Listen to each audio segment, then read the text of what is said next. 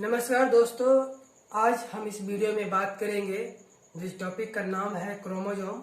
दोस्तों, इसे हम हिंदी में बोलते हैं गुणसूत्र। तो आइए हम लोग जानते हैं कि क्रोमोसोम क्या होता है, मतलब गुणसूत्र क्या होता है। दोस्तों, अगर आप हमारे चैनल पे नए हैं तो इस चैनल को सब्सक्राइब कीजिए और बेल आइकन को क्लिक कीजिए ताकि मैं वीडियो जैसे ही अपलोड करूं वीडियो सबसे पहले आप तक पहुंच पाए। दोस्तों, सबसे पहले हम जानते हैं कि क्रोमोसोम किसे कहते हैं। जैसा कि आप इमेज पे देख रहे हैं, ये इमेज क्रोमोसोम का इमेज है।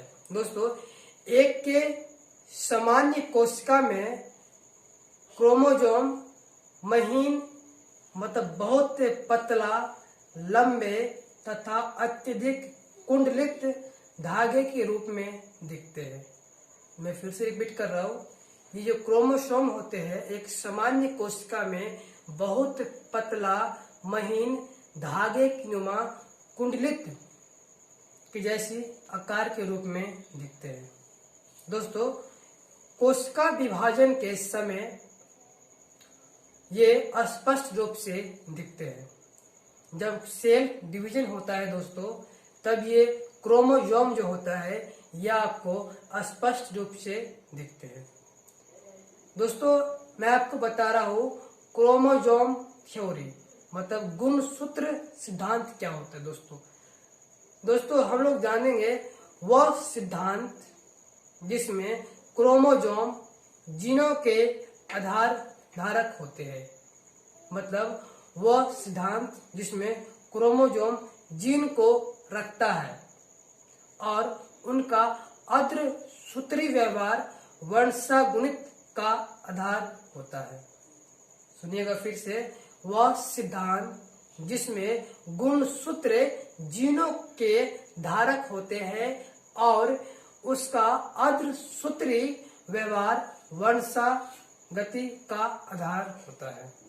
दोस्तों, ये जो क्रोमोसोम थ्योरी है यह वाल्टर सदन और थियोडोर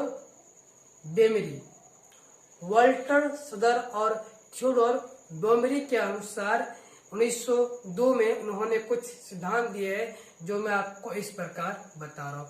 सबसे पहले मैं आपको बता दूं कि जो आप इमेज देख रहे हैं, ये इमेज जो है आपको वाल्टर सदन और ये थियोडोर बेमरी का साइंटिस्ट जो है, इन्होंने साइंटिस्ट ने हमें दिया है क्रोमोसोम का सिद्धांत।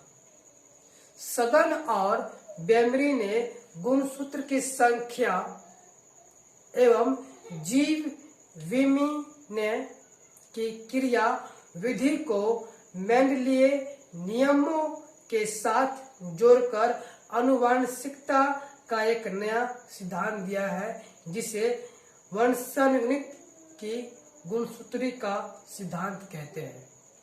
इस पॉइंट को मैं फिर से रिपीट कर रहा हूं कि सदन और बेमरी ने गुणसूत्र की संख्या एवं जीव विनिमय की क्रियाविधि को मेंडलीय नियमों के साथ जोड़कर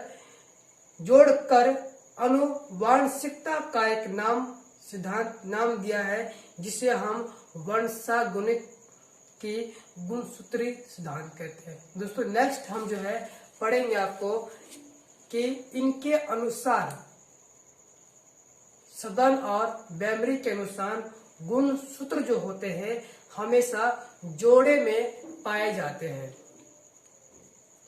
गुणसूत्र जो होते हैं हमेशा जोड़े में पाए जाते हैं जीव की कोशिकाओं में।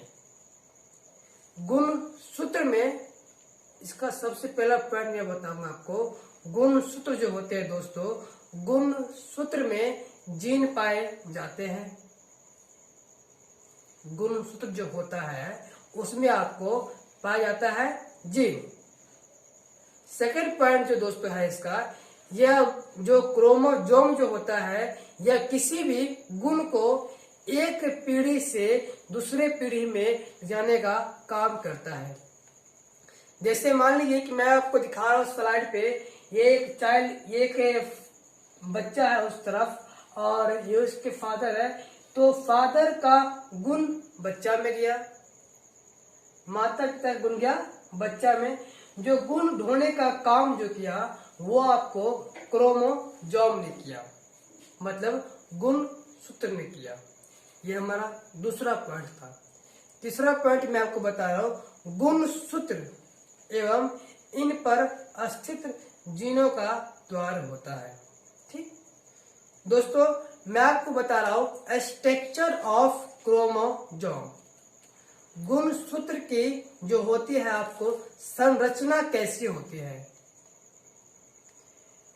मैं आपको बताऊंगा दोस्तों कि गुण सूत्र जो होते हैं उसमें 3 भाग होते हैं। जो इसका संरचना जैसे आपकी देख रहे हैं इमेज पे, गुण सूत्र है, इसके 3 भाग होते हैं। सबसे पहला भाग को हम पेलिकल कहते हैं, दूसरा भाग को हम मैट्रिक्स कहते हैं और तीसरा भाग को हम क्रोमैटिड्स कहते हैं। मैं आप इस तीनों भाग को फिर से रिपीट कर रहा हूं। जैसे कि आप देख रहे हैं स्लाइड पे, पहला भाग को हम पेलिकल कहते हैं, दूसरा भाग को हम मैट्रिक्स कहते हैं और तीसरा भाग जो है उसे हम क्रोमैटिड्स कहते हैं। दोस्तों, मैं आपको बताऊंगा कि जो पेलिकल भाग होता है या क्रोमोसोम जो होते हैं गुणसूत्र, उसके बाहर वाले भाग को हम पेलिकल भाग कहते हैं, जैसा कि आप इमेज पे देख रहे हैं स्लाइड पे। पेलिकल के द्वारा घिरा हुआ भाग को हम मैट्रिक्स कहते हैं। दोस्तों, पेलिकल जिस भाग को घेर के रखती है उस भाग को हम दोस्तों मैट्रिक्स कहते हैं।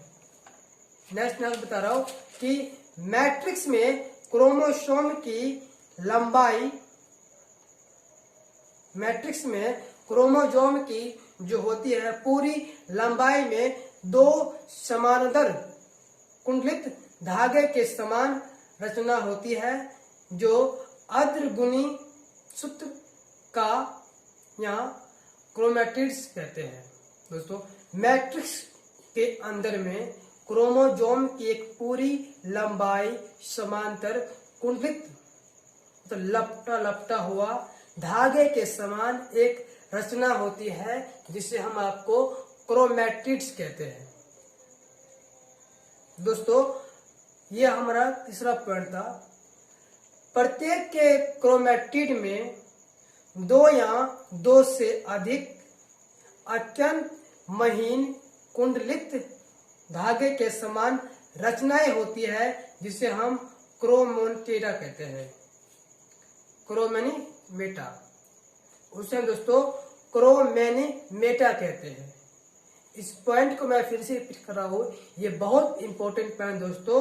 प्रत्येक क्रोमैटिड में 2 या 2 से अधिक अत्यंत महीन कुंडलित धागे के समान रचनाएं होती है, उसे हम क्रोमैनिमेटा कहते हैं। दोस्तों, जो क्रोमैटिड होता है ये डीएनए तथा हिस्टोन प्रोटीन का बना होता है। क्रोमोसोम के अंदर में जो संरचना होती है वो आपको डीएनए तथा हिस्टोन प्रोटीन की बनी होती है। क्रोमोसोम के दोनों क्रोमैटिड जिस स्थान पे एक साथ जुड़ी होती है उसे हम सेंट्रोमियर कहते हैं। क्रोमैटिड जो एक स्थान पे जुड़ी होती है, जैसा कि आप इस इमेज पे देख रहे हैं स्लाइड पे, जो बीच वाला स्थान है, जो काला काला बीच वाला स्थान है, वो दोनों को जोड़ के रखा हुआ है, उसे हम दोस्तों क्रोमैटिड कहते हैं, सॉरी सेंट्रोमियर कहते हैं। नेक्स्ट दोस्तों, मैं आपको बता रहा हूं सेंट्रोमियर जो होती है क्रोमोसोम में, क्रोमोसोम के जो हम स्ट्रक्चर में सेंट्रोमियर जो होती है दोस्तों, यह बहुत महत्वपूर्ण इंपॉर्टेंट रचना है। इसे हम कहेंगे it is very very important structure of chromosome because this structure very very important in the cell. दोस्तों, यह जो आकार आकृति होती है यह कोश का विभाजन के समय in the time of cell division that help, मतलब यह कोशिका विभाजन के समय तर्क सूत्र स्पाइंडल फाइबर से क्रोमोसोम के संलग्न करता है। ठीक है दोस्तों। दोस्तों, सेंट्रोमियर की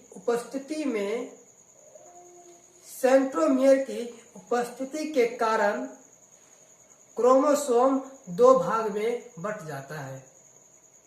जो सेंट्रोमियर होता है दोस्तों, उसकी प्रेजेंटी के कारण क्रोमोसोम जो होता है दोस्तों वो दो भागों में बट जाता है। इन दोनों भागों को हम आर्म या बाहु कहते हैं। ठीक, जो सेंट्रोमियर की उपस्थिति के कारण क्रोमोसोम के जो दो भाग बट जाते हैं उसे हम आर्म या बाहु कहते हैं दोस्तों। इन दोनों बाहुओं की संधि स्थल पर एक संकुचन होता है जिसे हम प्राइमरी संकुचन कहते हैं। इन दोनों बाहु जो होता है उसके संधि स्थल पर एक संकुचन होता है दोस्तों जिसे हम प्राइमरी संकुचन कहते हैं। और प्राइमरी संकुचन को हम इंग्लिश वर्ड में प्राइमरी कंस्ट्रिक्शन कहते हैं। कभी कभी प्राइमरी कंस्ट्रिक्शन के अधिक मतलब कभी कभी प्राइमरी संकुचन के अतिरिक्त एक के अन्य संकुचन पाया जाता है जो द्वितीय संकुचन कहलाता है। और द्वितीय संकुचन को हम सेकेंडरी कंस्ट्रिक्शन कहते हैं। दोस्तों, नेक्स्ट मैं आपको बता रहा हूं कि क्रोमोसोम का शीर्ष भाग टेलोमियर कहलाता है। क्रोमोसोम का जो दोस्तों शीर्ष भाग होता है उसे हम टेलोमियर कहेंगे दोस्तों। दोस्तों, हमारा बहुत इंपॉर्टेंट पॉइंट है। इस पॉइंट से आपको बिहार बोर्ड के एग्जाम में, सीबीएसई बोर्ड के एग्जाम में, नीट के एग्जाम में कुछ ऑब्जेक्टिव क्वेश्चन बनेंगे। जिस पॉइंट का नाम है आपको दोस्तों नंबर ऑफ क्रोमोसोम, क्रोमोसोम की संख्या। दोस्तों, सभी जीवों की कोशिकाओं में केंद्रक में पाए जाने वाले क्रोमोसोम की जो संख्या होती है दोस्तों वो एक निश्चित होती है कि इस पृथ्वी पे जितने भी जीव है, चाहे मानव हो, बंदर हो, जानवर हो, पेड़ हो, पौधा हो, जितने भी जीव है उनमें दोस्तों क्रोमोसोम की संख्या मतलब क्रोमोसोम की संख्या एक निश्चित होती है दोस्तों। मैं सबसे पहले आपको बताऊंगा कि मानव की कोशिकाओं में क्रोमोसोम की संख्या 46 होती है। जैसे कि आप देख रहे हैं ये मानव है और उधर उसका सेल का क्रोमोसोम है और उसकी संख्या जो है मैंने आपको बता दिया है 46 होती है। इस पॉइंट को आप नोट कर लीजिएगा दोस्तों। ड्रोसोफिला के कोशिकाओं में क्रोमोसोम की संख्या 8 होती है। ड्रोसोफिला जो होता है दोस्तों उसकी कोशिकाओं में क्रोमोसोम की संख्या 8 होती है। मैं आपको नेक्स्ट बता रहा हूं मकई के पौधे के कोशिकाओं में क्रोमोसोम की संख्या 20 होती है। जो दोस्तों मकई का पौधा होता है उसमें आपको क्रोमोसोम की संख्या 20 होती है। दोस्तों टमाटर के पौधे के कोशिकाओं में क्रोमोसोम की संख्या आपको 24 होती है और आलू के कोशिकाओं में क्रोमोसोम की संख्या आपको 48 होती है। दोस्तों मैं इस पॉइंट को फिर से रिपीट कर रहा हूं। पहला था हमारा कि मनुष्य जो है उसमें उसकी कोशिकाओं में क्रोमोसोम की संख्या जैसे कि आप देख रहे हैं 46 होती है।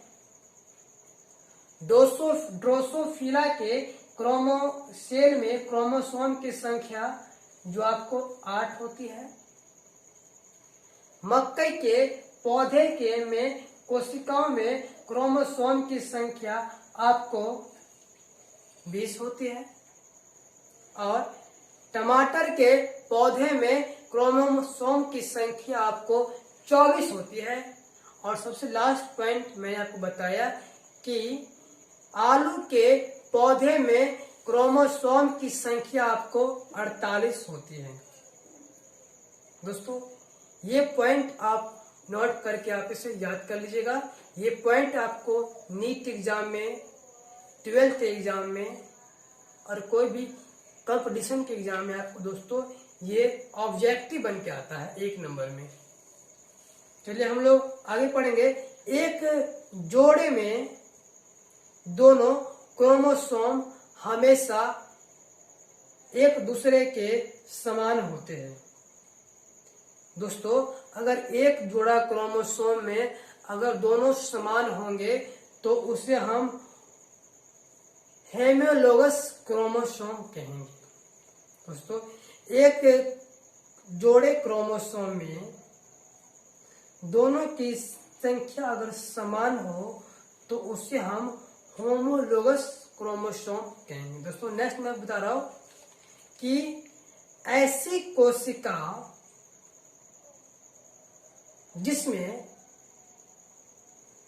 कोशिका के क्रोमोसोम जिसमें दोनों समजात क्रोमोसोम होते हैं, मतलब ऐसी कोशिका जिसमें दोनों समजात क्रोमोसोम, ऐसी कोशिका जिसमें क्रोमोसोम दोनों समजात होते हैं दोस्तों, उसे हम डिप्लॉइड कहते हैं।